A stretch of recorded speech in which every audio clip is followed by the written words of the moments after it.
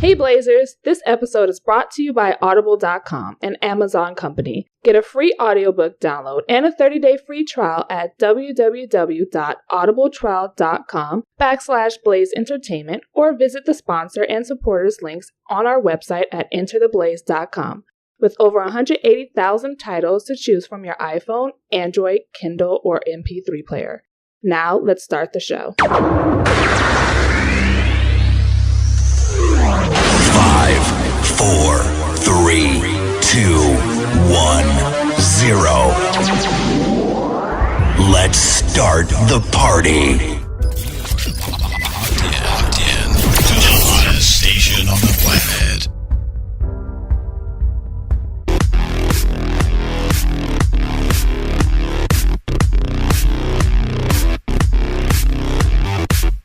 What's going on, Blazers? We're back with another episode of Blaze Entertainment. I'm your host, Kwame, joined by the beautiful, the melanin proficient, my sister from another mister, Miss Free. What's up, girl? Hey, it's been a while. Yes, it feels like we haven't been in the studio in like a month. That's because we haven't. Yeah, that's right. Well, we did our anniversary video. Right, but it's been some weeks. Yeah, since we actually recorded. Mm-hmm. And some shit has gone down, girl. A lot of stuff has gone down. I was like, I just walk away for 2 seconds. Just a minute. 2 seconds. You can't take no breaks, man. People out here getting STDs, calling people mediocre. It's so stupid. People plotting. These are my confessions. No. Really, girl? What is your confession, sir? Anyway, we'll get there. How are you? I'm okay. I just got done being irritated. At work? From work, yeah. Yeah, same. I got home. My mother was like, how was your dad? I said, She said, okay, I'll leave you alone. I said, thanks. I would complain about work, but I was like, I'm happy I have a job. Same. But also I've also transitioned from another job to a new job that is within the city limits of Los Angeles, and I don't have to travel all the way down to OC. Mm-hmm. And I'm really loving this job. So I love my job too, but it's sometimes, yeah, bitches can be creative. it's just a little, rough. Mm-hmm. Some days. So it gets there. Mm-hmm. I feel you, but we're blessed. We're no longer stressed. Some days. Some days. Yeah, let's move on. Do you have a phrase of the week, Miss Free? Yes, and that is verbal handcuffs. Okay. Explain. Okay. When someone won't stop talking, usually about a subject that you have no interest in, and the speaker has verbally forced you to stand there and listen even though you have checked out. Wow. I be verbally handcuffed a lot. But you know what? I've mastered the art of selective hearing. I love that. I have. Now, how have you been verbally handcuffed? Give me an example. At work, people be telling me things, and I'll just be like, okay, huh? I'm sorry. Say again. What was that? Oh, I need you to do what? I'm sorry, huh? I'm way over here. Excuse me. Or my mom, she'll be talking to me about something, and I'll be staring at the TV. And she'll be like, hey! And I'll be like, huh? What happened? And the conversation won't check to me until way later. Oh, that's what you said. Oh, okay. Thanks. Cool. Thanks for listening. Moving on. So I have a couple of shout outs. I don't. I have a lot of people to curse out though. Well, we'll get there. Shout out goes to Target. And this is probably older because again, these are shout outs that we were supposed to give weekly, but we've been out for a couple of weeks. So shout out goes to Target because they made a gender neutral collection after dropping Massimo and Morona. Yeah, I don't know who they are. But anyway, shout out to you, Target, because I think that kids should be able to pick whatever the fuck they want to wear, and it shouldn't be specific to boys and girls. I agree. Wear whatever the fuck you want to wear. Yep. So I wish people would just let me wear the fuck I want to wear. I mean, can I just go outside in my pajamas? I mean, really though, work would be a lot easier. Yeah. Because I wouldn't have to worry about what the fuck I'm wearing. Bitch. In my house. I have some comfy slippers. Girl. That's a thought. You know what? I'm gonna go buy a blanket. Just be posted. When we were working together, you had a blanket, I bitch. have a blanket. I don't know where it went, but I'm gonna get another blanket and I'm gonna be posted there, and I'm gonna bring some slippers. Yes. And I'm gonna put them underneath my desk. Do you have AC in your building? We do. We do. Yeah, squirrel. Let's see. Shout out also goes. So for the past for the past month, I have been working with a young gay and bisexual group, men of color group, at the APLA, and shout out goes to them because they really have been inclusive. They've really been open and just kind of vulnerable in the groups and just being real and actually putting in work. So I really am proud of them. It's nice to work with them and to have other connections with other men of color who are also gay and bi. And so yeah, it's nice to have a safe space that's created. Shout out to Dante Morrison, who is the program manager. And yeah, shout out to them. They're doing some good stuff, and I look forward to working with them more in a lot more of their activities that they have in the future. So shout out, brothers. Hey. Hey, guys. They're gay. I wish I could, just be a part of your group. I know they're gay. Okay. Duh, did you just say that? I'm just checking because it sounded like you were like, hey. Hey, I wish I could be part of your group of support. Yeah. But I'm going to have y'all. From a distance, though. Yeah. We know you love us. I love you from a distance. Right. So, yes. Let's take a break and we'll be back with the Petty World News. Okay. Y'all. Hey Blazers, check out one of our sponsors, Atomic Cosmetics. They have an array of colors that go boom and are tested on showgirls and never on animals. With freshly made seasonal skincare products that nourish your face and body, you can't go wrong. There is also a lot of cosmetics for you to choose from, like blushes, contours, foundations, eyeshadows, and more. Find multitudes of colors and palettes. Visit colorsthatgoboom.com and use offer code BLAZEATOMIC. And we're black. We're black. With the Petty World News segments. There's some shit, girl. Whole lot of shit. There's so much shit. Do we want to talk about these bitches, Rob and... I really don't. And Blac Chyna? I don't. Okay. It's too far in the game. I don't even care. Anyway, I really don't. Anyways, so we'll move on. A Florida cop in Florida, duh. I just said that. Pulls over a black woman for no reason before realizing that she was the state attorney. Her name was Armai Ayala. And they pulled her over for some bullshit reason. Basically asked her the same bullshit cop questions. What's your occupation? And she said, I'm a state attorney. And you saw real quick how he backed off. And she said, so why was I pulled over? He said, we just do a standard license check. He didn't know what to do, because obviously you pulled her over because she's a black woman driving a nice ass car that you probably thought was stolen, just because she's black. So she said, give me your name. Can I get your cards? And he said, oh, I don't have a card, but I can give you my name. I said, somebody got fired that day. I would have made it my mission to get you fired. Yes. Moving on. And she asked too. She was like, what was the reasoning for you pulling me over? Right. He didn't have a reason. Right. How many Right. Trying to make up some shit out of his asshole.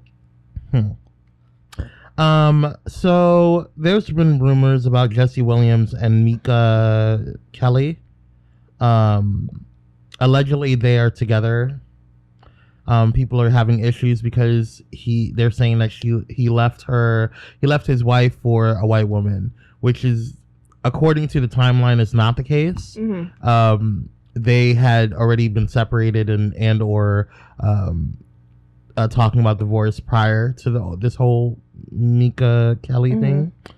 What are your thoughts? I don't care. Right. So I think people only really have an issue with it is because first of all, she's white, right. Number one. Second of all, he is a woke black man. Right. Dating a white woman, right. And a lot of people see that as problematic, as we've seen in Dear White People. Right. That's an issue for me, though. I mean, I don't give a fuck. As long as he doesn't turn into an ashy dick nigga, I'm Gucci. Exactly. You keep doing what you're doing. Right. You keep saying woke. Is she woke?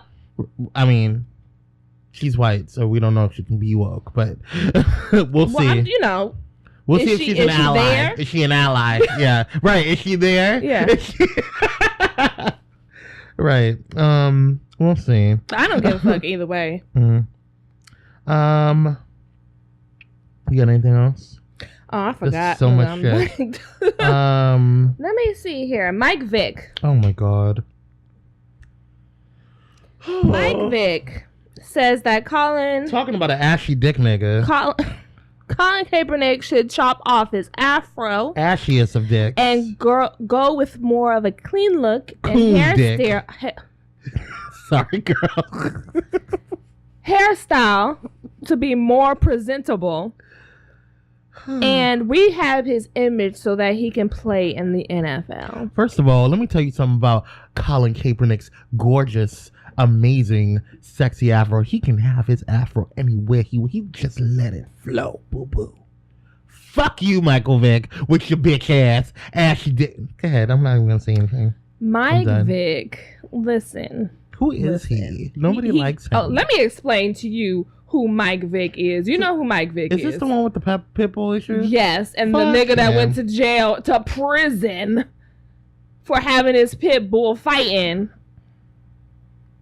And okay, he's talking about being presentable. Shut the fuck up. Shut. What the fuck? Just did. Because you cooning it up over there trying to get your job back, right? Don't mean everybody else has to. We see you, bitch. Anyway, Mike Vick, let me explain something to you real quick. In the eyes of whoever owns your football team, you are still a nigga playing on their football team. I know that's right. Don't get it twisted. Like Jay-Z said in this song, still a nigga. Okay. Period. You still a nigga, respectable or not. You got some black ass nerve coming from Colin Kaepernick because he actually stood up for something. Right. What did you do? Bye. Anyway. So this is all I'm going to say on the whole Rob and Blac Chyna thing. For those who don't know who our co-host is on After the Blaze, Hope Giselle did an amazing fucking video on this. Hope Giselle, aka Hope Disguise, check her video out that she did on Blac Chyna and Rob Kardashian. My sentiments exactly of what she said about Rob. What did she say? She basically was talking about how everybody was caping for Blac Chyna, and everybody was like, listen.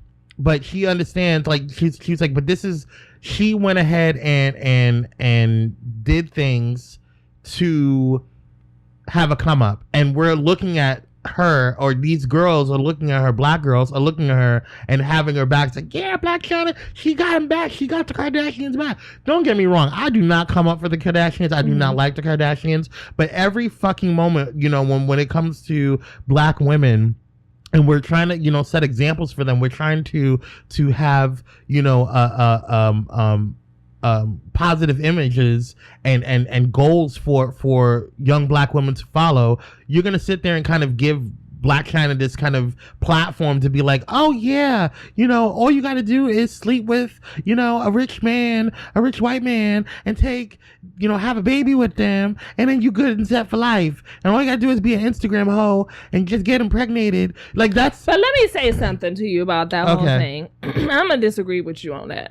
And I'm disagreeing because that mentality has been around for a very long fucking time. What mentality? That whole, let me go get pregnant by a rich white man so I can have his baby. That whole mentality of getting pregnant by a man that's wealthy to have his child has been around for a long fucking time. We past get that. Blac Chyna. Right, and I'm not saying it is because of Blac Chyna. Okay. What I'm saying is the fact that we're perpetuating it because of Blac Chyna. So, don't use Blac Chyna as an excuse or listen. Like I said before, I am not going to stand here for Rob Kardashian. I think what he did was fucked up. I don't agree with what he did because I don't believe in this whole revenge porn thing. I don't think that, he should have just left it alone. He was a bitter little baby and she knew that when she got with him. So both of them knew what the fuck was going on when they got with each other. He knew that she was a hoe and she knew that he was a baby. So like, you both got what you guys deserve. Right. I'm not saying that she deserved to have her business put out there on Front Street like that because she wasn't thinking about him. They should have broke up and called it a day and he should have moved on. So in that aspect, I am not going to condone what he did. But what I am going to say is to sit there and cape for Blac Chyna to make it seem like we're all proud of her because she, she has another, child support check. It's fucked up. You know what I'm saying? Because I feel like that's not a good representation. It's just, to me, it's just giving white people another, example of what the stereotypical, black woman is. It's just another, and that's not okay for me. You know what I'm saying? There's so many other examples of amazing black women that do great things that young black women or young black ladies and little girls should look at and emulate. Angela Rye, Senator Waters, you know what I'm saying? There's so many amazing black, Michelle Obama, you know what I'm saying? So many amazing black women who have done awesome things that didn't have to sleep with a rich, white man to fucking or get a rich man, period. Or a rich man, period, to get with it, to get somewhere and get impregnated and just have a child support check. And I feel like that's where, people are looking at now when it comes to Blac Chyna, and that's what just irritates me. And I feel like now some of the things that Hope said in regards to that was Rob's first seed, and why would you do that to him? Like, I understand, he made a choice too. Like, it's not all on Blac Chyna. What I'm saying, my reasoning why I agreed with her video in the sense of the representation that Blac Chyna is portraying for black women. That's my issue with it. And I feel like I wouldn't want my daughter to look at Blac Chyna and say, oh, well, maybe I can go and find, a rich white man or a rich man, period, and just, get impregnated and, have a baby too. Maybe I'll have 4. You know what I'm saying? Like, I don't want my daughter to be a Kenya Moore. You know what I'm saying? And I don't feel like that's, I don't know. I don't feel like that's something that we should perpetuate or push her to push her to be. You know what I'm saying? I feel like we're elevating her in a negative way, if that makes any sense. So that's where I'm at on that. I don't know if you have any other. I guess I really could give 2 shits about the whole situation. Personally, I'm past that. Seriously. I'm really past it. I'm over both of y'all. I want you to do right by your baby that you got. That's all I fucking want at the end of the day. And I feel like, personally, they're already doing a really good job of co-parenting. Yeah. I don't see an issue with the co-parenting thing. No, I think that in and of itself, I just wish they'd keep their mouth closed and keep their shit off Instagram and Twitter. Right. But here's my thing. Personally, I don't want to see that shit. Like, I don't need to see that shit. Right. Your daughter don't need to see that shit. Thank you. That's my point. Yeah. And I feel like that's where my frustration comes in, because in his anger and in her anger in trying to retaliate to because they both retaliated to each other. There's always bullshit. She aired his number when they were together to all the hoes out there so they can stop calling, so he can, you know what I'm saying? They both did stuff in their relationship and in their time together that was shady and bullshit. And so what pisses me off about it is, like, you have a daughter, Dream, who is going to grow up and review all this, because it's going to stick with their family forever. You know what I'm saying? It's going to stick with her mother forever. It's going to stick with her father forever. And the Kardashians are already known to be these, like, horrible fucking people that people don't like, and so, like, now you've just added on to the situation. I think think that, a lot of what the backlash with the caving up for Blac Chyna is kind of like the reverse. It was kind of like people were happy of the fact that she kind of like spited the Kardashians, because a lot of people don't like the Kardashians, point blank, period. So unfortunately, since Rob is the only boy in the family, that's how she was able to get back at the family, or that's how I guess I can see people being like, yes, Blac Chyna, bitch, yes, because you got back at the Kardashian family, because a lot of people don't like them in general, right? So whatever, I don't care. Why are we spending too much time on this shit? Spend entirely bye, let's move on. So moving on. Let's see. Apparently Chelsea Handler and Tommy Lawrence are going to have a political debate. Don't care. Which kind of brings me to there's a convention called Politicon. Why is Tommy Lawrence a speaker at fucking Politicon? Don't care. Anybody? No? I don't care. Cool. I don't care. There's that. Do you want to hear about your Cheeto in office? No, okay, let me get some things off my chest first. Okay. Because I don't care about him either. I mean, we need to start to, though. Big Brother, the TV show. Big Brother. I don't watch that show. Who does anyway? I know a lot of people that watch the show. For real, still? Yeah. There's some hardcore Big Brother fans. For why? I don't know. I don't. Anyway, so the only reason why I know about this is because of the following. Paul Abraham on Big Brother shared a plan with other co-stars on the show to one-up one of the housemates, Dominique Cooper, who, mind you, is the only black cast member on the show. And Paul had a great idea to try to get back at Dominique, and that was to dress up as a snake and do blackface. Oh my God.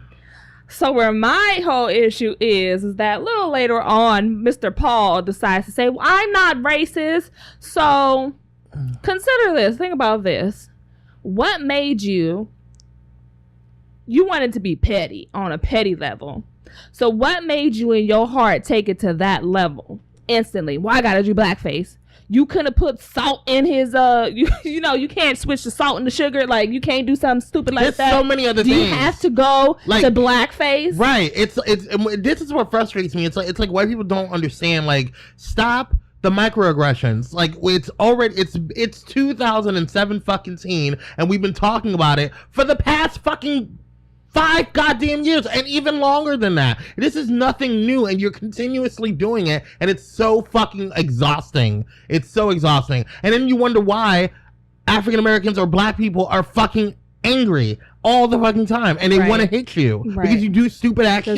Because you're dumb. You can't just do like a prank, like something petty, like I flipped over your mattress, something stupid, ridiculous. But in your heart, you took it to a hateful place. You took it to a place that can generally hurt someone. You know what I'm saying?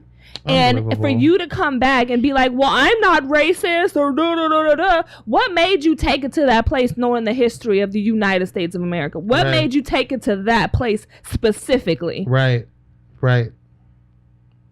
Unbelievable. Moving on. Let's see. Sammy Sosa.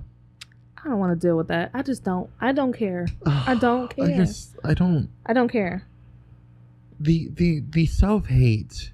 I don't care. The sheer stress and physical exhaustion that I get from these articles. He's done this before, though. This is not the first time he's done that.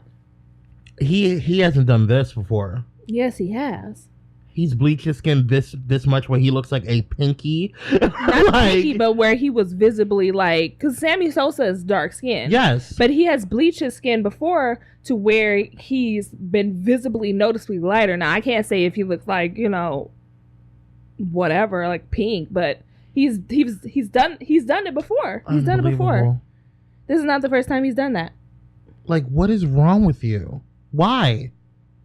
Why are you doing this? Somebody on Twitter was like, okay, why does Sammy Sosa look like a giant piece of taffy? Listen, I don't I don't have time or the energy to want to deal with that. Like, I just don't. Like, obviously, there's something wrong with his mentee to the fact that he feels like he has to bleach his skin on that level. Shall we talk about Conor McGregor?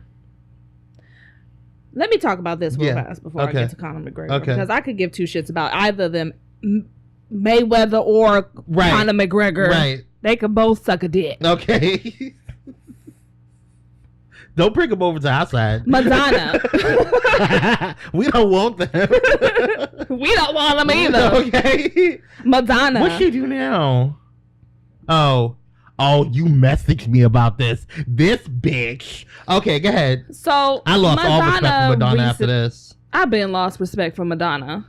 I like her. I still like her music though. Her old school music. Nobody gives a fuck about Madonna. But Madonna should have stopped. You know what I mean? Like, there's certain people that can still carry this stuff. Like, Mariah Carey is a legend. She's always going to just go on stage. But Mariah Carey needs to stop, too. She just needs to stop. Mariah Carey doesn't have to. She does. She got her Las Vegas residency. She'll do her little show. She'll stand there. She'll sing. Whatever. What do you mean, sing? She'll look pretty. Let Mariah do what she needs to do. Mariah ain't hurt nobody. She's still making her money. There's fans that still love her. She's not being problematic is what I'm saying. She's just being divish. And I can respect that. You know what I'm saying? This bitch, please explain. So Madonna. So anyway, a letter has been recently put up for auction that Madonna has written about 20 years ago. Now, mind you, Madonna was not a young girl out here in these streets 20 years ago. Moving forward. And this letter... Old as fuck. And this letter, she calls Whitney Houston and Sharon Stone mediocre. Mediocre. Now, let me read to y'all what this bitch has got to say. Because when I read this, I said, literally, she cannot ever in her life. I said, this cannot be real life. No, she did not say this. No, she did not. I don't know who Sharon Stone is, but I guarantee you, whoever the fuck she is, she's probably not mediocre. She's not. Because if she grouped her next to Whitney Houston, she's probably not mediocre. But move forward. Can't touch Whitney Houston, first of all. Sharon Stone cannot touch Whitney Houston. Isn't Sharon Stone an actress? No. Wait, hold on. Go ahead. Anyways. Yeah. So, and I quote, I have made so many people angry that I'm being punished and basically made to be quiet. I think she's talking about some kind of album. Yeah, Sharon Stone's an actress. I'm sorry. Basically made to be quiet and sit in a corner while other less interesting and exciting people are reaping the benefits of the roads I've paved. Bitch. She said, adding, maybe this is what black people felt like when Elvis finally got huge. Oh, my God. It's so unequivocally frustrating to read that Whitney Houston has the music career I wish I had, and Sharon Stone has the film career I'll never have. Continuing on. Not because I want to be these women, because I'd rather die, but they're so horribly mediocre that they're always being held up as paragons of virtue and some sort of measuring stick to humiliate me. Everything I do is so original and unique, and I put so much of myself into it, like my book and my record. It's only brought me heartache and pain. Never in your fuck ass life. When I tell you, Kwame, I almost threw my phone out the fucking window. I said, bitch, no, she didn't. No, the fuck she didn't. Let me tell you something. Never in her life can she vocally ever come even a skosh. This whole letter is problematic. Whitney cracked out on her worst day. Okay? Still sounds 20 to 30 times thousand better than Madonna. There will never, ever be a voice like there was with Whitney Houston. Never, ever there will be a vocal instrument perfection like there was with Whitney the Voice motherfucking Houston. You will never in your white ass life, Madonna, come close. Your voice won't even come close to Whitney's farts, bitch. Let me explain to you. I was there like, oh my God. I said, no, she did not sit up here and tell that black ass lie. I know she didn't say that. The devil is a liar.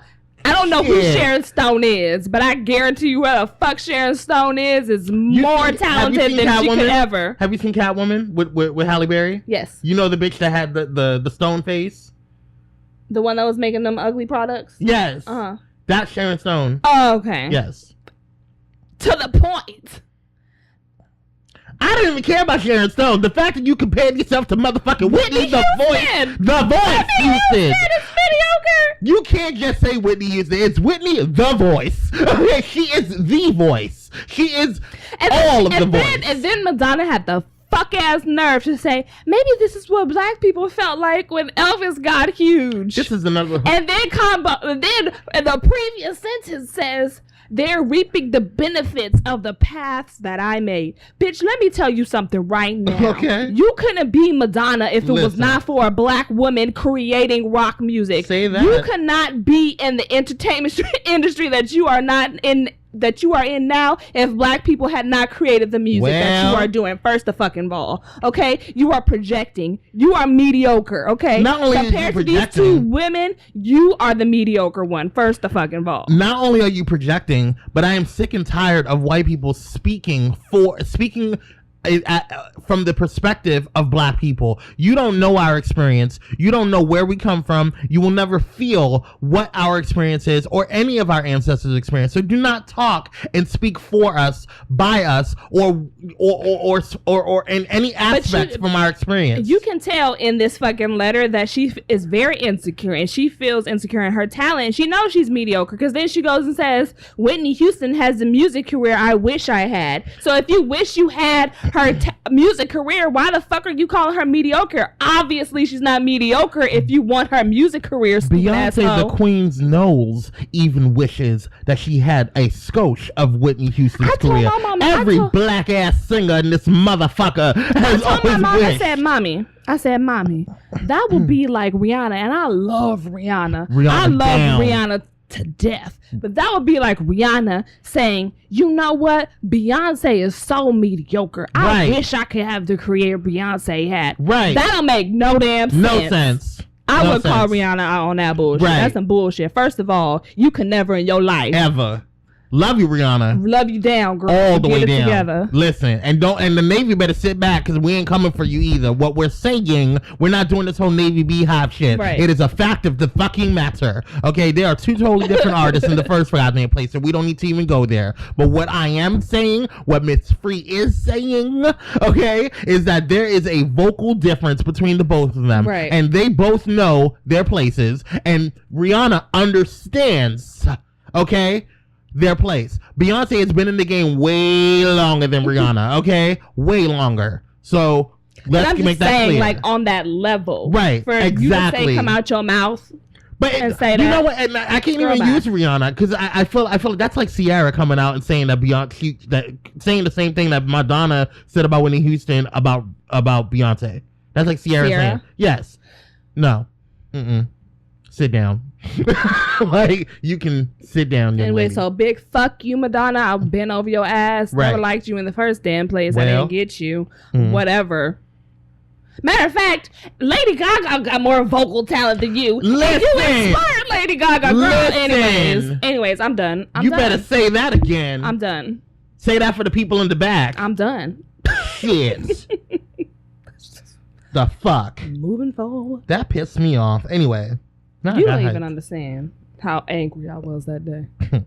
Oh, I do. We text about it. It's like, bitch. I had to make a Facebook status. I had to tweet. I had to message you. I was so mad. Anyways. Conor McGregor. And then I think this should be our last one because I can't deal with white people anymore today. Conor McGregor, and this is actually something you posted in the group. I didn't bother to want to talk about it. Yeah. Says he's black from the waist down. I'm not racist. My penis is black. Let me explain something to you, white people. I'm tired. I am really tired of being looked at and my people being looked at as sexual objects. Stop it. Okay? I don't give a fuck what you think or how funny you think it is or how cute you think it is or how envious you are of our endowments. Okay? That is not a fucking joke. We are not sexual objects. We are more than our penis. That is all. I'm just gonna say I don't give a fuck about either Conor McGregor or Mayweather because they're both homophobic, sexist, misogynistic, assholes. Right. Period. Both of them. And I hope they knock each other out. Right. Both ashy dick motherfuckers. I hate both of y'all. I can't stand both of y'all. And at first I was like, you know what? I hope Conor McGregor beats his ass because I don't like Mayweather. Right. And y'all can hate me for saying that, whatever. Oh, I still hope he beats his ass. But then Conor McGregor said something crazy. I said, I hope Mayweather beats your ass. And then they both said something crazy. I said, I hope y'all knock each other out because I'm sick of both of y'all shit. I hope Conor McGregor beats his ass and then I hope Conor McGregor falls out the ring and busts his ass too. Okay, so I hope y'all just knock each other out. Just knock each other out. Fed up with both of y'all. Please go to sleep. Fed up. We're done. Y'all ready? You done? Oh, one more thing. Madame Tussauds. Is it Madame Tussauds? Bitch. Madame Tussauds, don't you ever in your fucking life think that you gonna put a white woman in Beyonce's place. Let me Who tell you the something. fuck was that anyway? I said that is not even Beyonce. That don't even look like Beyonce. And I've seen some pretty bad wax figures of Beyonce that got closer to what Beyonce looked like than this wax figure. That was Becky. Okay. That bitch looks like I'm looking at. Maybe it was a joke. Maybe it was a joke. It ain't fucking funny. Maybe okay? it was a joke. Maybe that was the inside joke. Let's make Becky with the gun. I was quick on Twitter to make sure I tagged Madame Tussauds and say, what is wrong with your fuck ass mind? What is wrong with you? This is not Beyonce. This is the disrespect. Disrespect. Okay? How dare you? How dare you? Look at this shit. And that's what I'm saying. Like this photo here, and this is a pretty bad replica of Beyonce. But however, that still this is looks more better. Right. The first one, whoever they did in that recent, this one even looks like Beyonce. No, go up. This one, it's this one. It's the one with the purple. This bitch. Right. What is that? That's closer to Britney Spears. Listen. No, that don't even look like Britney Spears. Someone said this looked like Lindsay Lohan. Yes. I said it does. I said this looked like some random person. I don't. Disrespectful. This looked like some girl like trying to be Beyonce for Halloween. That's what it looks like. I was pissed. Shout out to the Complex girls because they tagged me on this shit last night. And when I found out, I was like, get the fuck out of here with this shit. I was like, that is not Beyonce. And I really thought that they were fucking with me. So I messaged them. I was like, is this for real? Like this? And I looked and I was like, they really trying to pass this over to Beyonce. Rude. I need Blue Ivy to march her ass down there with the twins. You know she is. And go beat somebody's ass. Mm-hmm. You know she is. Anyway. All right, now we truly done. Yes. All right. We'll be back. This episode is brought to you by one of our new sponsors, We Buy Black. We Buy Black is an online marketplace for Black-owned businesses to showcase and sell their products to a global community. What drives We Buy Black is a community of creative entrepreneurs who use We Buy Black to sell their products, thousands of shoppers who believe supporting these entrepreneurs to affect social change, and a committed staff of We Buy Black. Visit www.pyromedianetwork.com for our sponsored direct links. It's time to support Black businesses. Now let's get back to the show. Dun, dun, dun, dun, dun, dun, dun, dun. We're back with the Game of Thrones. It's time for the motherfucking review. So we just want to apologize now because we never finished Dear White People. We'll get to it, but today we're not getting to Dear White People because Game of Thrones is on. It's true. Sorry. I don't know. Anyways, episode 1, season 7. Yes. Can we just, first of all, spoiler alert. Spoiler alert. Yes. Please. Because we are going to talk about this and we will put in the show notes where you can skip. Because I'm going to put a spoiler alert ahead of time each and every week when it comes to Game of Thrones, because we are going to delve deep. And if you haven't seen all of Game of Thrones, that's your motherfucking problem. You had months, okay? Months to catch up and binge. HBO even gave you weekly seasons, okay? You had time. Not my problem. Here we go. Moving forward. Can we talk about... What was this episode called? I can't remember. I want to say Dragonstone. Dragonstone. And the next one's going to be Stormborn. Can we talk about the first part? Like, just the opening? Like... The beginning? So, first of all, okay. Let's just talk about something real quick before we even get to it. Since I've met Miss Free, every Game of Thrones season opener, she comes over to my house and we have a kind of a little Game of Thrones shindig. Mm-hmm. It's always ribs because it's a staple. Mm-hmm. We always make barbecue ribs, and this time Miss Free made her famous pasta. It's not famous. It's all Pashon. Fucking delicious. It's okay, good, it is absolutely delicious. And this time, like last time she made it, I died because it was just so damn good. And she made chicken with it. This motherfucking time, she put shrimp in it. Delish. So anyway, we had Game of Thrones food. We, everything was good to go. Things were, popping. And we open up with Walter Frey, who is standing there, and we're looking at each other like, I was looking at it because then I was like, maybe they fucked up on the show because I could have sworn he died. Like we just saw his, and then I thought I was like, maybe this is a flashback. Maybe, yeah. Maybe this is like talking about. Because I remember looking over at you like, yeah, because we looked at each other, we're like, is there something going on? And then he slowly started getting into like the red wedding details. I said, oh, it's Arya. It's Arya. Right. Yeah. I said, that's her. Yes. We've been having, I know y'all think I'm crazy for having a second party or whatever she said. Mm-hmm. I'm not wasting no wine on no damn woman. Mm-hmm. Right. I loved it. That was the best. It was like the red wedding and the purple wedding mixed into one. Let me tell you something. And everyone got choked out and died. Arya is the baddest bitch. Arya is one of my favorite fucking characters. Mm-hmm. The baddest bitch. When I go to the club, I want Arya by my damn side. I will buy her whatever the fuck she wants. Mm-hmm. Whatever drink she needs. Whatever she wants. Because Arya is going to be the baddest bitch. You know what's crazy? And this is just me just being like a fan, like a really crazy fan. Mm-hmm. It's like, what are the ramifications after that? You know what I'm saying? Like, she's like, yeah, tell everyone that winter has came for House Frey. You know what I'm saying? So he left all the women Frey. She left all the women Freys alive. And technically now that's their house. So mm-hmm. what's the ramifications of that? Are they going to be wanting revenge for House Stark? You know what I'm saying? Like, I don't know. What are the ramifications of that? No, that's actually a good question. We're never going to know because obviously the show is not going to go anywhere past this because we don't have time to be doing that shit. Yeah, well, nobody cares about the House Frey anyway.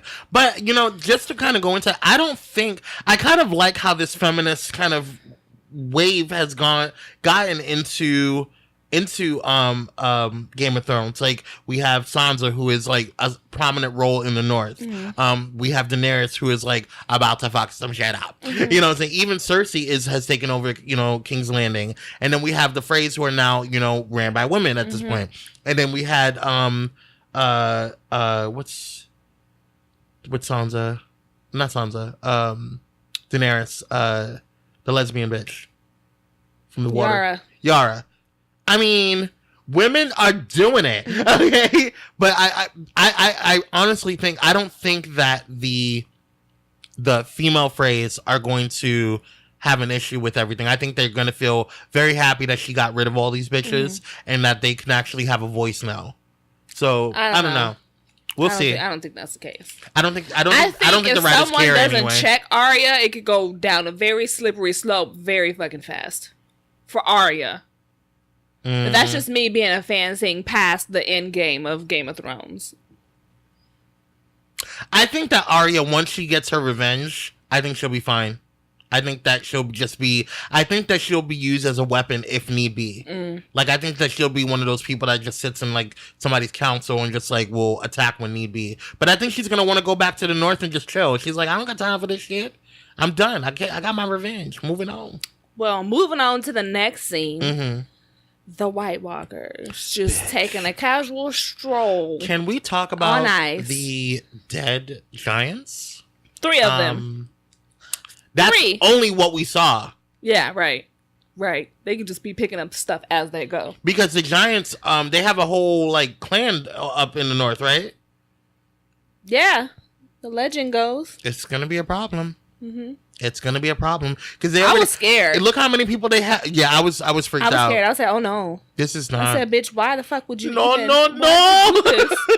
Children of the forest, why the fuck did you do this to us? Why? This is gonna be stressful. Why you ain't do? Why you ain't stop? How? My whole thought is, how did they lose control of it? What do you mean? Lose control of the White Walkers, because obviously they're a threat now. Right. I don't think they ever had control of the White Walkers. You think they just created them, said, go ahead and go forth and start fucking shit up. Yeah. Tragic. But I love it. I know the children of the forest helped Bran, the builder, build that wall. I mean, the wall. Yeah, the wall. So. What else do you think? I don't know. What's next? Because I don't know. I think I don't want to get into the whole White Walker thing yet because I feel like there's so much that it's going to be explained before. Do you think we'll get like a flashback, kind of like explaining like their history? Or, like, I hope so. How they like? Do they function as a normal people? Like, do they have a kingdom? Do they? Like, how do they, like, work? Or are they just, like, walking zombies out to destroy everybody? Do they actually have, like, a family unit kind of similar to the other kingdoms in Westeros? Yeah, because I've noticed, one thing I've noticed that, like, and I'm not, like, I haven't read any of the books. So, one thing that I've noticed is that you have White Walkers and you have Whites. And the Whites are the ones that are like the Walking Dead. Yeah. And so wink, wink, wink, wink. Yeah. But there's only like a certain amount of White Walkers that we've seen. No, because if you remember from like early on in the season, Craster, he was giving all his sons to the White Walkers, who we then see when they touch the babies, they turn into a White Walker. So we don't know how many of those motherfuckers there actually are, because as you remember, Craster's Keep, he had a lot of women in his little hut or whatever. So that's the main reason why Gilly left, because she didn't want to give up her baby boy to the White Walker. Because there could be more than just 4 that we see. Those are the only 4 that we've seen, though. Those are the only 4 that we've seen, but there could be more than that because Craster kept giving up his sons to the White Walkers as a sacrifice. There can be way more than that. So do they get older? I don't know. That's what I'm like confused about. Because like, do they function as like a family union? Like, is that somehow like a thing? Like, I don't know. I don't think they're ever really explain it. I just think it's like a looming threat that's supposed to be there. Like it doesn't have any. That we're going to learn in the show, at least. We might learn in the books. Yeah. Anyways, moving forward. What else is there? What happened? King of the North! Yes! We go see my baby daddy, Johnson. Sansa's becoming problematic.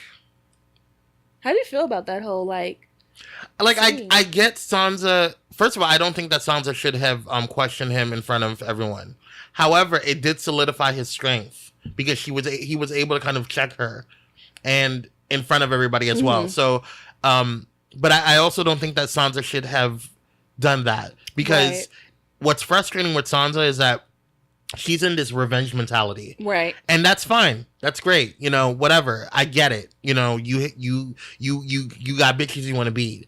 But at the same time, you need to work with your brother. You know what I'm saying? And you need to solidify your strength in the North. And he's right. Cersei's not going to waste time coming up there. She's just not. She has something much closer to her. She got other shit to deal with. She got High Garden enemies to the north. High Garden enemies Dorne, to the west. Daenerys. Bitch. Yeah. She's surrounded by bullshit. And she does not have time. She just doesn't have time. Right. And so she's not going to risk and John knows that. She's not going to risk sending her troops up to the north, especially when they're not trained in the north. They're not trained in winter. Like winter's already there, right? You know what I'm saying? Or it's coming down. So that's going to be nerve wracking too, because what is John going to do? Like, is he going to be more focused on the wall and the looming threat of the wall? Of course. Or is he going to take over? Like that's I guess that's my concern. Like I don't feel like John is going to engage King's Landing. No. I don't think that Dany is going to be like, because at first a lot of people were saying that Dany and John are going to get into it. I don't think that's going to be the case. I think that John's going to ask Dany for help. I don't think John and Dany are going to get into it, period. And I'm going to tell you why. Tyrion and Jon Snow know each other and they're cool. They're not buddies or whatever, but Tyrion knows John's nature and vice versa. Yeah. You know what I'm saying? So that's number one. Yeah. I don't think that's and then like the whole dynamic between Sansa and Tyrion. So I don't think there's going to be a major conflict between the North and Daenerys. Agreed. I don't think there's going to be a conflict there. John's end game is just fix the situation right now, okay, bitches? All y'all hoes need to get it together. We need to get this obsidian girl. So I think Jon Snow is going to do whatever it takes to get the dragon glass. That is where Daenerys is. That's it. Whatever it takes, just as long as we can get that obsidian down there, girl. Yeah. If you need me to prove to you that there's a white girl, I will bring one to you. But whatever the fuck we got to do to get, this obsidian that you got down here, we going to have to do it. We got what you doing with Cersei, he's probably going to try to convince Daenerys to stop the fighting with Cersei because there is a bigger threat. But I don't think he's going to get actively involved between that whole war or whatever, unless it's some kind of deal that Daenerys wants from Jon. If you want this dragon glass, you're gonna have to help me fight Cersei. Then in which case, I think there might be some conflict. No, I don't think there will be conflict because he's really focused. I think first of all, I think that any revenge, Sansa would help. Because Sansa would be like, okay, that's fine. We'll go help. I'll go down there. Yeah. I'll go down there and whoop some ass. You know what I'm saying? With some people. If that's what you want. And then it's going to work anyway because if you want the dragon glass, we can get I'll give you the dragon glass. You just help me with these bitches. Cersei's not going to... There's no... What do you think is going to happen with... Well, we'll get to predictions in a minute. Let's move on. What was the next scene? Cersei and... Jaime. Thoughts? Not really. I mean, their interaction or whatever I thought was interesting because you can kind of see Jaime being over it a little bit with her. The next scene after that that includes Cersei. Like, I don't have too many thoughts about that first scene of their interacting on the map. I do. Besides the fact that she was standing on the neck and he was by the fingers. And that's very symbolic of the whole prophecy of her being choked out by the Valonqar. He's on the finger. Because the prophecy goes, the Valonqar will wrap his fingers around your neck and choke, until you die or whatever. So it was just interesting that Jaime was by the fingers of the map and she was standing directly on the neck between the north and the south. I like how you notice stuff like that, sis. I took from that interaction,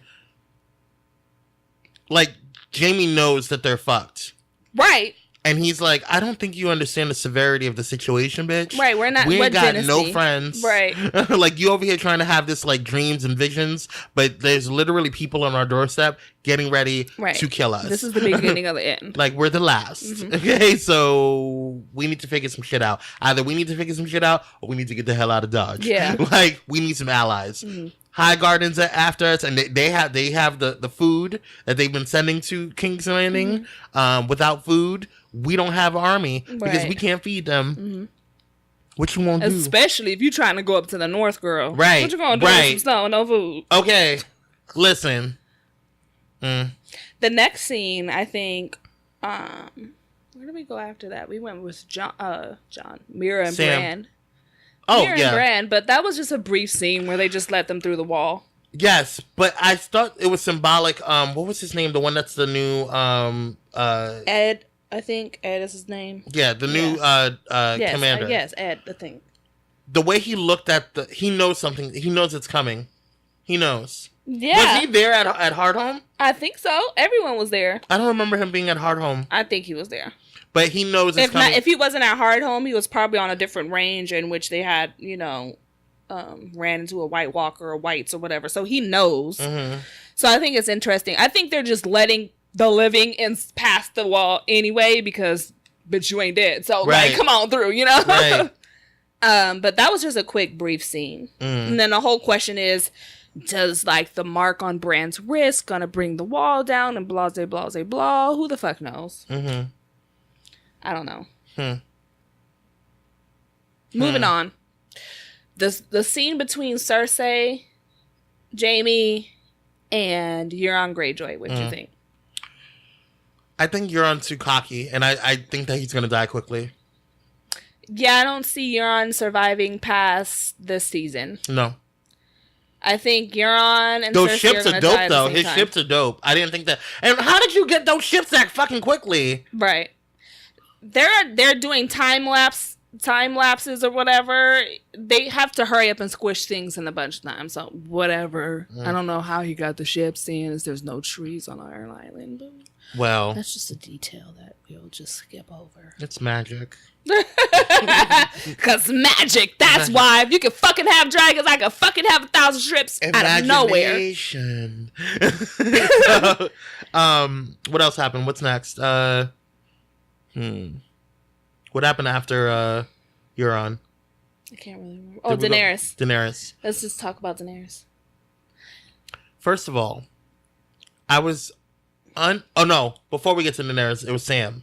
Oh, Sam. Sam's montage of shit. Oh my god. I was so glad I was finished eating after that. Me too, because I would have been pissed the fuck off. And then the shit started looking like the food, and I was just disgusted all around. And that scene felt like it was longer than it needed to be. This loop of just hell. Shit. It was purgatory. Shitty purgatory. Right. Like, why? What the fuck? I said, damn, Sam, all right. This is your day today. This fucking sucks. Ugh. I'm happy they speed up the plot, though, and that he was able to get the keys to get past that gate, to get the books that he needed. I'm happy they did that. And we have to wait until next episode. I'm scared that the season is going to have a filler episode, and I cannot take it. I don't think it's going to have a filler episode. They don't have time. We don't have time for a filler episode. We really don't. I need you guys to just spew out as much knowledge, as much shit as possible. We don't have time. Yeah. This season has already kicked off with amazingness, and it better not slow down. That's all I'm saying. Daenerys? Yes, Daenerys. Did we miss? Oh, Sam. While he was there, we got to see what's his name? Jorah. His grayscale. It got so much worse than it was before. So gross. And but at the same time, I'm still happy that he's still cognizant. Yeah. I thought that they would. I wonder if Sam's gonna help him find a cure. I think he is, because I watch a lot of breakdown reviews of the episodes, and they were mentioning how Sam, when he was reading that book about obsidian, on the page next to it, they zoomed in on it and read it, and it said that obsidian can cure illnesses. So maybe eventually Sam will have the bright idea for Jorah to consume some obsidian somehow to cure his grayscale, because there's only one person that we know in the whole story that's been cured of their grayscale, and that was Shireen. But she wasn't cured. They just stopped it. Right. Cured, stopped it, whatever. You don't have it anymore. It's not spreading. You're not a crazy, person. So, how did Shireen get cured of, or, of grayscale? Well, we won't know because everybody just burnt her ass. Right. Fucked up.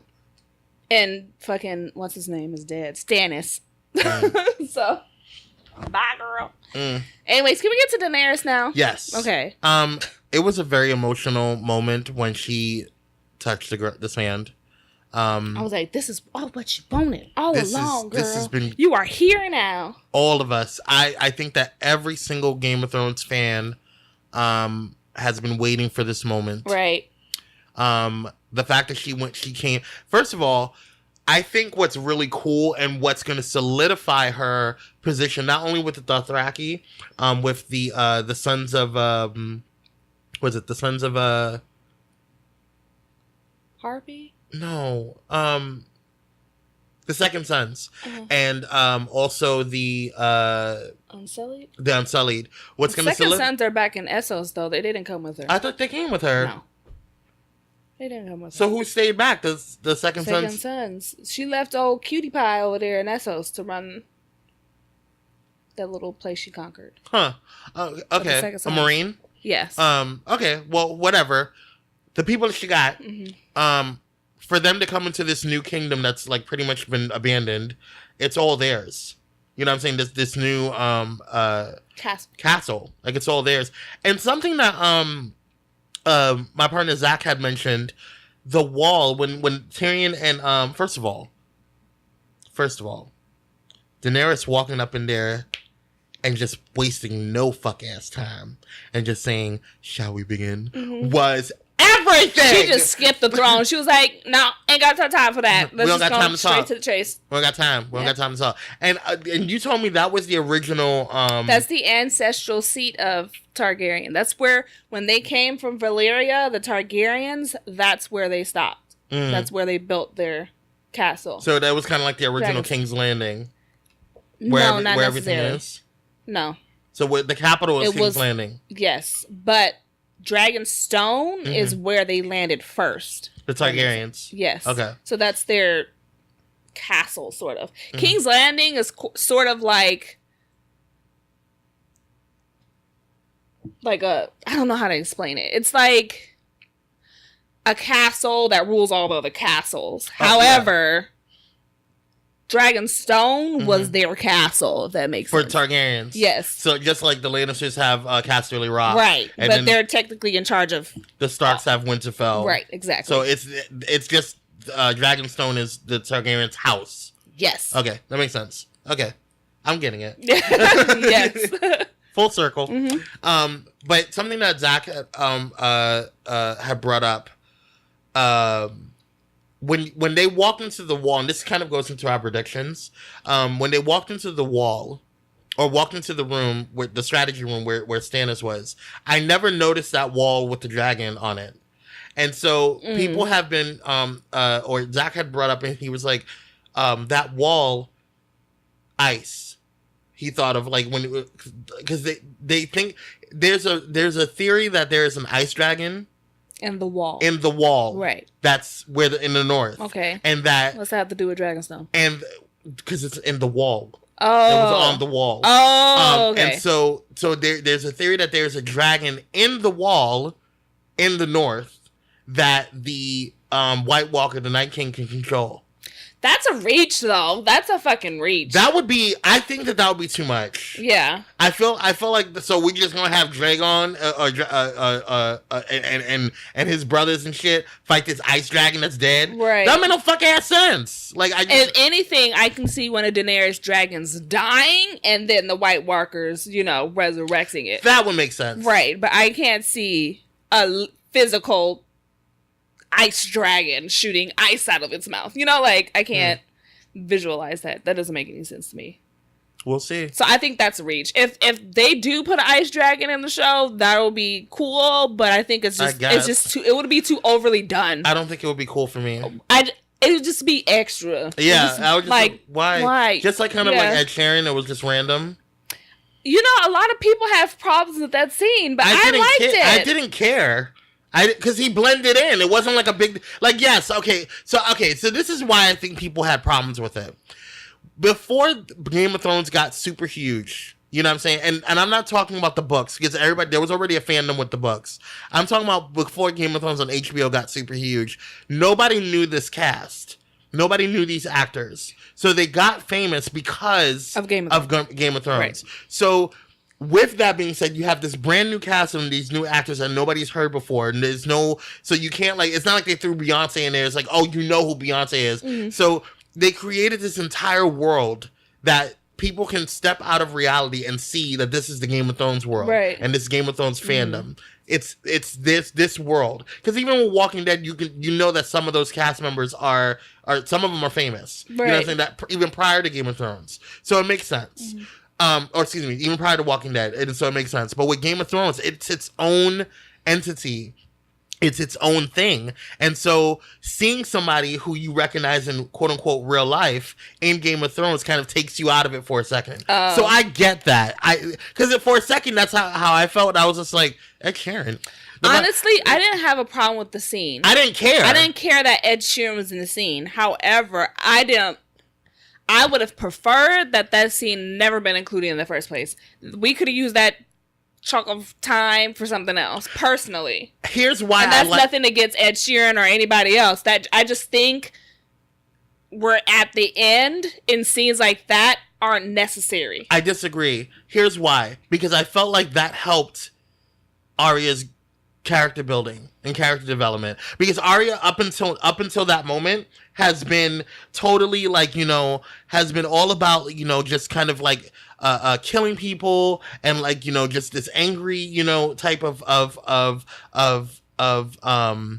what's the word? This angry, she's in revenge mode. And so I think that Arya has been that's her focus. And so like we've kind of seen this darker side of Arya, and I think that having that moment with I guess I will call it the Ed Sheeran scene, having that moment to see that the Lannisters or the army of Lannisters, because everything that she associates with the Lannisters is evil to her, right? And she wants to kill them, all of them. So her having that association to see that, oh, we're just a bunch of normal people following orders, number one, kind of brought her back to reality, like, oh, not all of the Lannister armies is evil. Not everybody that's associated with the Lannisters is evil. Mm-hmm. You know what I'm saying? It's just that this is just what they have to do. So I think that, that's was a good thing. You know what I'm saying? I disagree. We just gonna have to disagree on That's this fine. Because like I don't think it was necessary. I think they could have fit that somewhere else in a scene that would have been much more meaningful. Yeah. Like I didn't like it. We are coming very close to an end. Scenes like that, come on, girl. Like, we don't need it. Yeah, yeah. We just need... Yeah. That's it. Get to the point, just get to the point. We don't need a whole 2 minutes on her realizing that all the Lannisters aren't bad. We don't need it. Right. We get it, girl. Yeah. I mean, it's like we understand, but I don't know. I think that scene was important. Mm-hmm. I like the scene. At least for Arya's character development, and not even the character development, because we already had a character development in the first couple of seasons. I think this was important for me to see Arya, that she still has her humanity. And I think that that's what a lot of Arya fans are concerned about, is that she's gonna lose her humanity because she's in revenge mode. You know what I'm saying? Yeah. Because she's still a little girl. You know what I'm saying? She's still a teenage girl that has gone through some shit, but she's still a teenage girl that is now killing niggas. You know what I'm saying? So I think that that's where the frustration is, or the frustration of that scene is for me. So, but moving on. Shall we end? I think so. All right. I'm excited. Oh, predictions. I predict Cersei Lannister will be dead by the end of the season. We don't have time for her to be in season 8. I don't have time for her to be any longer. I'll give her until season 4. Or episode 4, rather. I was like season 4. Season 4. We're past that. No. Episode 4. I think... Let me just predict who's going to die. Cersei's going to die. Mm-hmm. Euron Greyjoy is going to die. I think he's going to go first. Euron? Mm-hmm. Okay, well, whatever. Because I don't think Jaime's going to die. I don't know. Well, he might survive to the end. He might. Only for the mercy of his brother. That's it. And Brienne. Watch. I think Brienne might die. Don't talk about my baby like that. That's my homegirl. Tormund's gonna die. No. He's gonna go. I don't think he's gonna die. He's gonna die. No. I'm telling you, he's gonna die. Why? Because Jon Snow sent him to Eastwatch by the Sea. That's right. Where the White Walkers are headed towards. Fuck. So Tormund's gonna die. I don't think he's gonna die though. I think he's gonna survive. I think he's it. Ixnay. Okay. I don't know. Littlefinger's gotta go. Littlefinger's been gotta go. But you know, it's always that little bitch ass that gets out of shit. I can't stand him, but I feel like he's gonna survive. He's for the sake of Game of Thrones, like his character. I hope Sansa stabs him in the dick. Yeah, that's what I hope. Sansa's gonna be the one to kill Littlefinger. Yes. Yeah. I am with you on that. Mm-hmm. I second that notion. Yeah. Okay. She's gonna figure out somehow. I think Arya's gonna kill Cersei. I hope she gets him. I don't think so. You know what will be good? And this is kind of get into like tinfoil theory, is that Arya kills Jaime, takes the face of Jaime, and kills Cersei by wrapping her fingers around her neck. Bitch, right? Listen! I said it here first. Blaze Entertainment said it here first. Just saying, no, that's how I think it might happen. And you haven't read the last book, right? No. I mean, George R.R. Martin's not even finished writing all the books yet. So this is not even past it? No. Oh, we passed the books. Yes. We're way past the books. Bitch. This is going to be insane. Mm-hmm. What do you think? What else is gonna happen? What do you think is gonna happen with Dany? I heard a rumor. Somebody has a rumor that they think that she's gonna be killed off. I can't see that. We didn't come this fucking far. If she does, then Jon Snow also has to go. Right, and he already died. We can't kill him twice. That's gonna be redundant. And I think that would be a bittersweet ending. That would be redundant. Why are we gonna kill him twice? Keep the whole. No, because the hero always usually has to go at the end by doing something heroic somehow. So I think if Dany goes, Jon has to go, and the only people that will really survive will be Sansa, Tyrion, maybe Arya, and a few other sprinklings of minor characters. I think Tyrion's gonna die. I don't think he's gonna die. I do. Tyrion's gonna survive till the end. I don't think so. Tyrion's gonna survive till the end. Maybe the end of the season, but he's gonna die. No, he's not. I promise you. I promise you he is. Okay, we'll see. We got predictions. I promise you he is gonna die. Okay. It doesn't make sense for him. Like, he's not like a major character. I mean, he's a major character now, and he's very important to the end game. But I don't think he's not heroic enough of a character to have like a heroic death, like Jon Snow or Daenerys. We'll see. Anyways, moving forward. Yes. Take a break. Those are our predictions. So let us know your predictions. Send it in to entertheblaze.com and go to our listener letters. You can just send this in and let us know what you think, what's going to happen in these streets. Right. In these Game of Thrones streets and Westeros. We'll be back. Hey Blazers, we want to hear from you. Have a TV show or movie suggestion you want us to review? Need some advice or an opinion on an issue you're having? Want to tell us how you're feeling about the show? Then send in a listener letter by visiting entertheblaze.com and going to our contact tab. One of your letters could be read on air. Thank you all for your support. Now let's get back to the show. And we're back with the listener letters portion of the show. Please go ahead and send your listener letters by going on www.entertheblaze.com /letters and filling out our listen letters form. We make it quick and easy and painless for you by going ahead and sending letters to After the Blaze podcast or to us, Blaze Entertainment. Miss Free, take it away. All right, guys. Our first letter comes from Anon, and their letter reads, Dear Kwame and Miss Free, so my job had a team building exercise this week, and so I wanted to share the questions I received with you to see how you would answer them. The first question: if you woke up tomorrow as an animal, what animal would you choose to be and why? The second question: if you could live anywhere on this planet and take everything that you love with you... Wait, what was the first question? Pay attention. I'm sorry. It's a lot. If you woke up tomorrow as an animal, what animal would you choose to be and why? The second question, I'm gonna say it again. If you could live anywhere on this planet and take everything that you love with you, where would you choose to live? Tell the group about your choice. What favorite color are you, and how does being that color make you feel? If you could choose an imaginary friend, who would you choose and why? If you could sit on a bench in beautiful woods, who would you like sitting next to you on the bench and why? So the first question, let's go back. If you woke up tomorrow as an animal, what animal would you choose to be and why?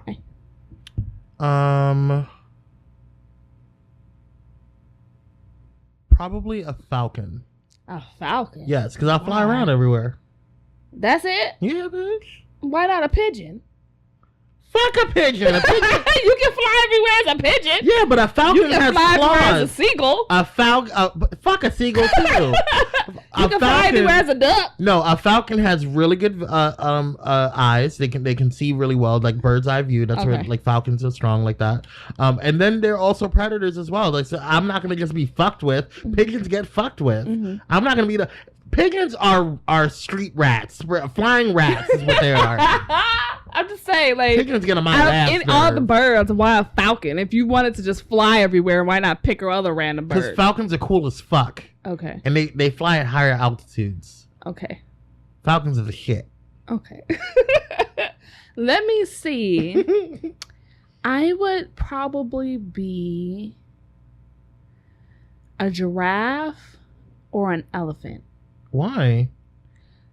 First of all, I love giraffes. They're my spirit animal. They're just so long and gangly looking, and I feel like I'm the same way. And I've been called a giraffe for like a majority of my life because I was always the tallest girl. So I identify with giraffes. You know, they're underestimated. I would choose an elephant because they're really fucking intelligent creatures. And I just really like elephants. I don't know, like, elephants are cute. They're smart. Awesome. They have a good family unit. You know, they don't play no fucking games if a lion is trying to get them. They know how to, they know how to handle their shit. They mourn their dead. I feel personally, they're like humans, but animals. You know, like they mourn their dead. They take care of, like things like that. So. And elephants are just, smart as fuck. But you could say that about a dolphin too. So whatever. True. Next question. If you could live anywhere on this planet and take everything that you love with you, where would you choose to live? And why? I will go to Wakanda. Yes. Black Panther Wakanda? Yes. Okay, I'm with you on that. Where's there another Wakanda? Well, I'm saying that like the high tech future Black Panther Wakanda. Yes. Okay. That one. Yes. I would go there. Okay. Because I could be black and love being black and have no bitches telling me what to do, and it's just beautiful Wakanda. I want to be on Wakanda for the rest of my days. If I could go anywhere in the world. Michael B. Jordan be there too for you. Hey.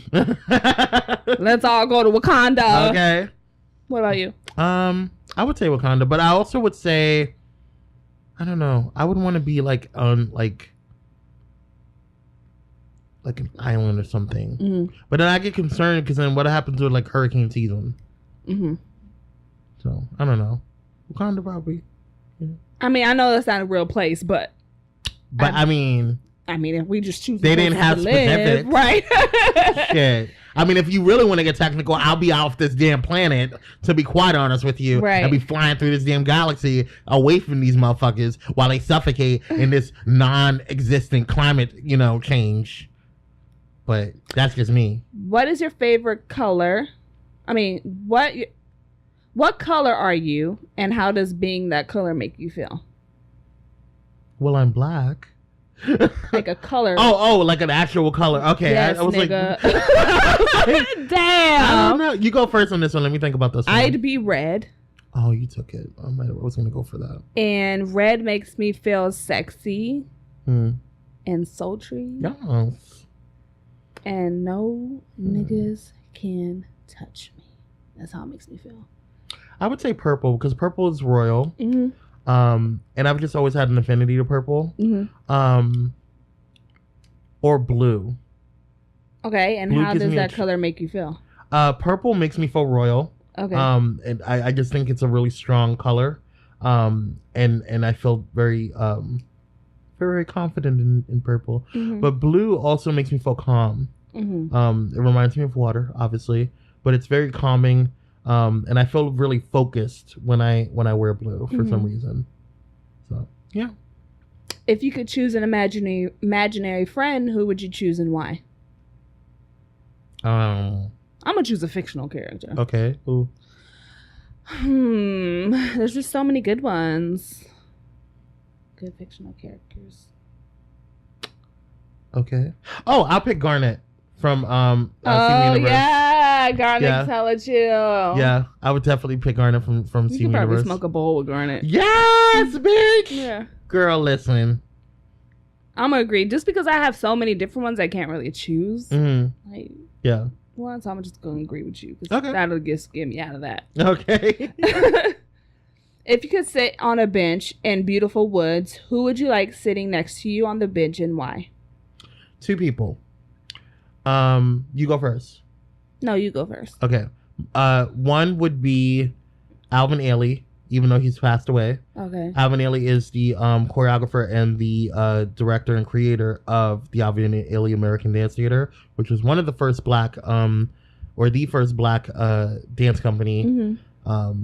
In my opinion, I think it was in existence actually. But yeah, I would just want to pick his brain and ask him, like, how did it feel to be, to create such a controversial company in that time frame. And then Beyonce, I would just want to talk to her. Oh, why do I just read your mind? I was like, Beyonce, he's gonna say Beyonce. Because I have Beyonce. Questions. I have things I would like. Why are you so awesome? Why do you give everyone all of the life? Why are you out here snatching all of these weeds? And how are you just this amazing? Like, do you realize how amazing you are, or do you just go every day just being so amazing that it's just you're oblivious to it? Right. Like, do you realize that you radiate amazingness? And yeah, how does it feel being single-handedly in just one performance snatching wigs? How does it feel to single-handedly in one performance tell such powerful stories? How does it feel, girl? Okay, listen, we're not gonna go there. To be who you are. Shut up.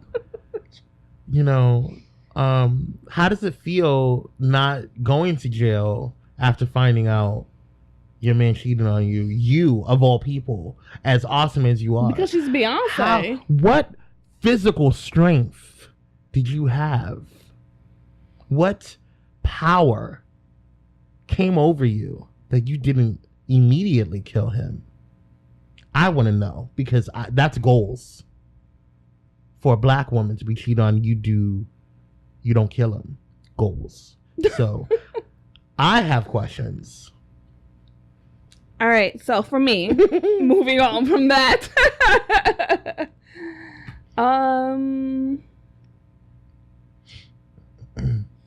who would I like sitting next to me on the bench and why? I'd probably choose my dad. Okay. Only because I never knew him like that, especially as an adult.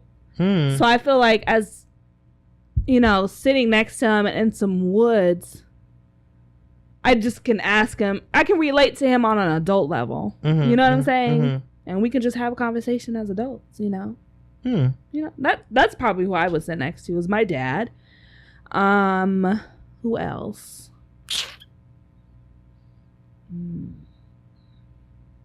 That's interesting. I don't know. Maybe God. Ooh. I'd like to ask God some questions. Yeah, why did you put a whole bunch of stupid niggas on this earth? Right. I want to know how that works. Get along with them. I just want to know how it worked. I feel like I can ask God anything. We will be sitting there forever. I bet you God would have the illest weed, just sitting down, chilling back. We have questions, and I think one of the things that my sister-in-law had said one time, she thinks that one of the biggest jokes that God has ever had, or God's biggest joke, is being able to create all these different people with all these different personalities and all these different things, and expecting everyone to get along. like I have questions. Yeah. I think that's a good one, sis. I'd I'd be like, so how did that work? Did you blink? Right. Did you clap? Maybe you snapped. Right. I don't know how that worked. Did you step on things? I have questions. Yes. You know, Did you and wave then your hand? I have you know, like how did that? And then how did Satan? You tongue clock? You know, like how did that work? Is there a story behind that? Can you tell me the truth? Because God will be the only person that could tell you, or the only being, or whatever you want to refer to God as, that could tell you the truth. Bottom black ass line. Right. Period. Right. Fuck all the other bullshit. And now I have questions like, so all these people that say that they follow you, these pastors. And how you feel about them? How you feel about them? Do you know that they talking shit about you in ways that is not the truth? Right. You know what I mean? So, knowing the truth now. Right. Knowing. How do you feel about this? What are your words? What are your words? Directly, you know. How did you make these beautiful ass woods? Like, Right. I have questions. Yes. And why did you create dumbass people? And then I'd be like, you know what? I couldn't be you, God. Right. Because most of these motherfuckers would be dead by now. Yeah, because I have a question. How did Trump come into existence? Did you just shit and, you know, just... Shut up! come out of nowhere? You know, just... I couldn't be God because I'd be a very vengeful God. Well... I'd be very vengeful. Yes. But anyways, moving forward, that's nice. That's Yes. the only listener letter because I'm tired, girl. Yeah, we don't have time, so we'll be back. Hey guys, this episode is brought to you by Pyro Media Network. Pyro Media Network is a progressive moving platform to give a voice to those who feel don't have one. Social injustice, equality concerns, and more are just a few reasons why PMN is needed. For more information about Pyro Media Network, please visit pyromedianetwork.com. And we're back with the vent session, so we're just going to jump into this shit because I'm tired, number one, and Kwame has something to say, number two. So go on and spit it out. I was going to talk about Umar Johnson, but I'm not going to this time. I actually am going to talk, and I'll save him for next week. Maybe. We'll see. I want to talk about R. Kelly. Why? Because I feel... And it's not necessarily R. Kelly. It's the fandom behind R. Kelly that's bothering me.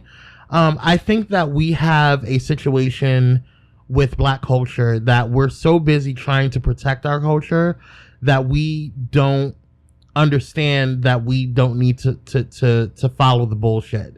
We need to call a spade a spade. You know what I'm saying? And I think that at some point in time, we can appreciate an artist's music.